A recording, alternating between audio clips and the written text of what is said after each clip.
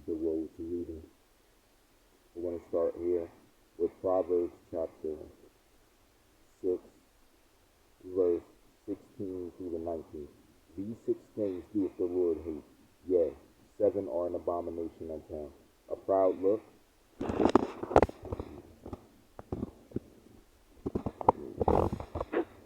a proud look, and heart that deviseth wicked imaginations, feet that be swift in running to mischief, a false witness that speaketh lies, and he that soweth discord among brethren. That's what it says. And those are things that he doeth hate, abomination, because it causes wickedness, which is sin that leads to death. When in the right situations, many men's death has been caused because of these things. Now we're going to start here at Proverbs chapter 19, starting at verse 9. A false witness shall not be unpunished, and he that speaketh lies shall perish. So you'll die for lying. And a false witness, somebody who's witnessing falsely, is held accountable. So now we're going to look at Psalms 101, chapter 101, verse 7. He that worketh deceit shall not dwell within my house. He that telleth lies shall not tarry in my sight. Yeah. Let's go. Colossians chapter 3.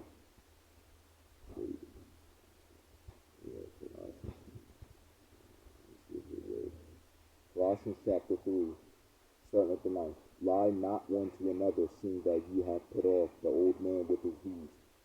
Verse 10. And have put on the new man, which is renewed in knowledge after the image of him that created him. We're all created by God. Through his image is what we all dwell. People take grace and mercy for granted. Luke chapter 8, starting at the 17th verse. For nothing is secret that shall not be made manifest, neither anything hid that shall not be known and come abroad. So everybody's going to know the truth when it's said and done, when it's time to go. Okay. Let's see, Proverbs chapter 12, verse 19. The lip of truth shall be established forever, but a lying tongue is but for a moment, as it always is. There's nothing false about that.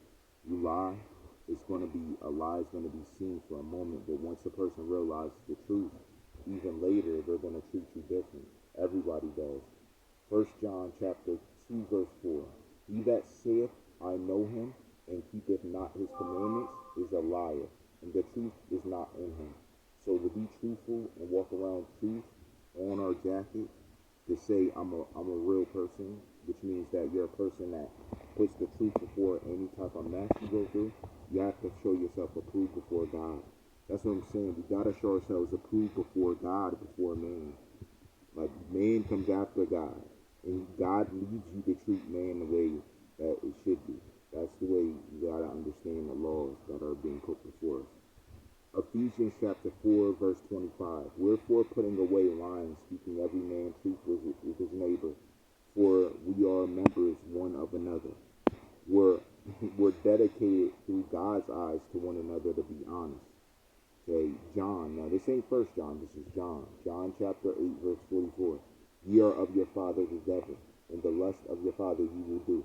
He was a murderer from the beginning, and abode not in the truth, because there is no truth in him. He speaketh a lie, he speaketh of his own, for he is a liar and the father of it. Okay. Satan is the father of lies. He's always whispering in your ear.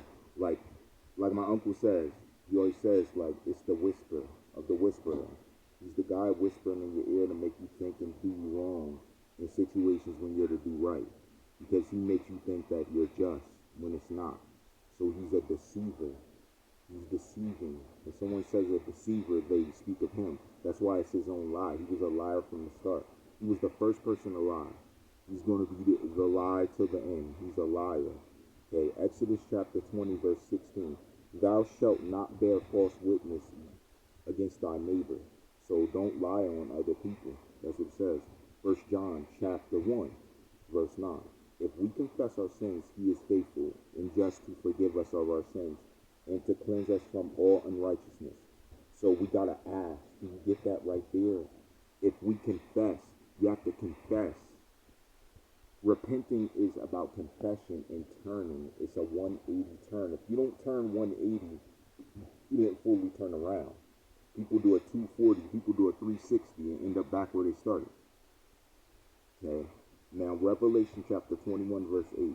But the fearful and unbelieving, the abominable, and murderers, and whoremongers, and sorcerers, in the lake which burneth with fire and brimstone, which is the second death. So when we die here, I told you it's not the real life. When we die, it's not real. We die, and what's after is real. It's not a joke. When we leave this earth, what we see next is the real life. It is the real you. It is your real existence. It is all up to you where you go after. That's why you got to do what you need to do here. You're held accountable, all of us. Proverbs chapter 24, verse 28. Be not a witness against thy neighbor without cause. Deceive not with thy lips. Don't deceive others to get what you want. That is not. God will hold you accountable. Every word that proceedeth out of the mouth means everything you've ever done is held accountable before you and God. You're naked before him. You can't lie. You literally, your soul will tell you're lying. Proverbs chapter 19, verse 5. The false witness shall not be unpunished, and he that speaketh lies shall not escape. So when you think you can get away with it, whereas on this earth, in the humanly nature, we could lie and walk away from the lie. No, you can't do that with Christ. He's going to hold you accountable for every single verb, every sound that came out your mouth as you live. Since the day you were born. That's how serious he is. He's very, very serious. You got to take him serious. You can't play around with God. You play around with God, you play around with your own soul. You basically asked it to commit suicide. That's why you go to hell. You're committing suicide because you're playing with God. Matthew chapter 15, starting at the 18th. But those things which proceed out of the mouth come forth from the heart, and they defile the man. For out of the heart proceed evil thoughts, murders, adulteries, fornication, thefts, false witnesses, blasphemies. These are things which defile a man, but to eat with unwashed hands defileth not a man. It can make him sick. It can make him wish he never did it, but it's not going to defile his soul. You get that? You're defiling your soul in one sense. But in the other sense, you're protecting your soul, and you're watching what you do, what you say, who you hang out with, your association, everything. Everything worketh out of your mouth. What you say, you learn. You defile. That's why he wants you to have brethren around to strengthen you in your walk with God. Because you have to be honest. You have to show yourself approved before God, not man. That's how serious it is. It's very serious. Little Tay, this young girl, her parents put her on the big stage. Little Tay had a death hoax where she said, oh, she lied, told people, oh, hey, everybody's saying she did this and that. Her brother died. They didn't give details, but this is the part of the industry that we're learning about. This part is the real part. This is the bare bones. A bunch of lies that are strewn together by public outrage that go to permit a certain image on stars that are before us. Lil Tay is no different. Lil Tay is one of them young stars that have been bred by her parents to aspire to money, gaining more money, showing off in public, trying to show off what she can do, what she has, show off what she, and that's why I'm saying these other people that are saying they're called conspiracy theorists, we're about to see. Is Little Tay real or is she fake? Is she a real person? When I say real, I don't mean real as in is she existing? You know she's existing. Don't think that way. Think in terms of the spirit. Okay, the real readings are going to begin. I'm telling you, this is the countdown to it. When I start beginning the real readings, you got to be focused. You got to know what you're doing. That's why it's this serious. Lil Tay's one of them. I'm going to do the serious ones right now. Lil Tay's the first one. Lil Tay said this, but she's still alive. So why did she garner all of that attention? Making you focus on her when she's fine. And you got to live your life and focus on your family. It's evil. It's wickedness trying to take your focus away from the Most High God. I'm telling you, it's all to mess your relationship up with God. All of it. Everything. Honestly, everything you go through in life is trying to take your relationship from God, make you to curse God. What was the story? We're going to get there. It was the story of the man who cursed God. He was like, his wife said, the woman he was with, I don't know if it was his wife, said, curse God and die. Understand, he cursed God, he goes to hell. It's like he dies twice. You got to understand, that's why the focus is the second death. She's here fooling everybody. You won't fool everybody with the second death.